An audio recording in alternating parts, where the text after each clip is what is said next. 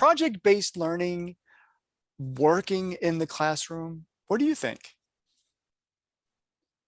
I believe it is. My experience in not only high school but now college, it students seem to learn more by doing, and you can, relate that to Dewey and his practical type of learning, where if you're not engaged in more than one sense, you're not learning the content. So most of the students that I see, if they're just reading something or if they're just being told some content, it really doesn't stick because they can't relate it to something personal in their experience. So if they've never had an experience in that content area, say engineering or math, then they're not sure how to relate it to themselves.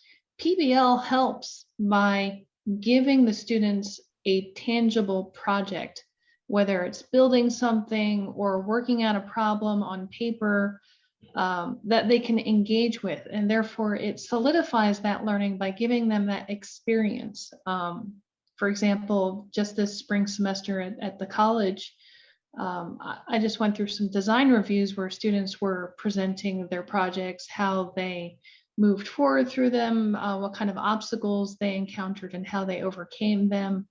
And most of them found that it was a very beneficial learning experience, because for them to actually come up against these obstacles and have to figure out a way to persevere through them, they learned a lot of skills in terms of figuring out what they had to research in order to overcome obstacles. Maybe they had to learn a little bit more about manufacturing, so they knew how to create a product. And it was that doing, that practical aspect of the project, that helped them cement their learning in that content area. Did you use a certain strategy to, to engage students with the PBL content, or was it just kind of an open project? Because when I talk about it, I talk about it as a point of process. There's this probing situation, or there's this background story, and then we kind of get into Q&A to kind of brainstorm, to kind of get students to think about not just a linear process of going from A to B to C, but what are all the aspects involved in the project and the research around it. How does that work in the college area? Well, I think it's closely related to how I taught engineering in high school. Students need to focus on an issue that motivates them personally. So what I would do is ask them the question, don't you hate it when? Something personal to them, like, well, I hate it when my backpack strap breaks all the time under the weight of all my books, or I hate it when my phone runs out of charge in the middle of the day. These types of questions lead to, well, the question of what can we do about it? Is there a problem to solve here? And that's part of the engineering design process. But we have to give them some examples. I usually gave my students some examples. And really, if you give an open-ended project and just say, oh, well, figure out something to make, so a lot of students struggle with that because it's so vast. I mean, there's so many possibilities for them to encounter that they become paralyzed by the many options. So you might have some students who are already motivated in a content area to explore something, but a majority of the students, they're so overwhelmed with the content and trying to piece it into their everyday lives, that they become overwhelmed with how to come up with a problem to solve.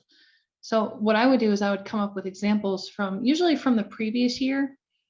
And some of those examples might still have work to do. So it might be possible for students to pick up on what previous students have been doing on certain projects, and they may feel more comfortable with something already set in front of them.